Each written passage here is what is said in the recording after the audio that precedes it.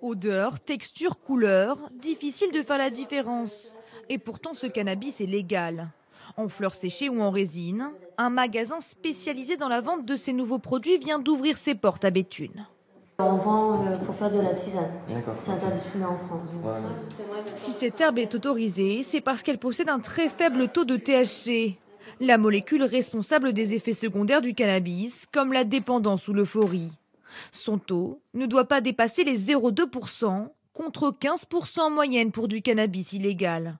En revanche, il aurait des vertus thérapeutiques et apaisantes.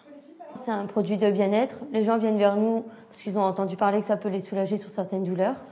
Donc pour tout ce qui est maux de dos, migraine, insomnie, c'est vrai que c'est pour tout ce qui est maladie de Crohn aussi, ça peut soulager des personnes. Oui. Les avantages du cannabis, sans les inconvénients, c'est un peu la promesse. Résultat, la vente de ces produits a explosé depuis quelques mois, notamment sur Internet. Et tous vantent les bienfaits du CBD, une molécule présente dans le cannabis et utilisée dans certains pays pour lutter contre la douleur. Mais face au manque de recul scientifique, ce médecin préfère rester prudent.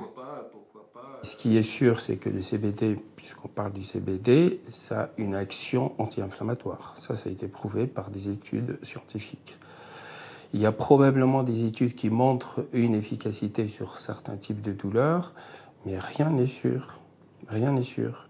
Et le dosage exact en CBD ou en THC, on ne le connaît pas. C'est surtout ça qui manque.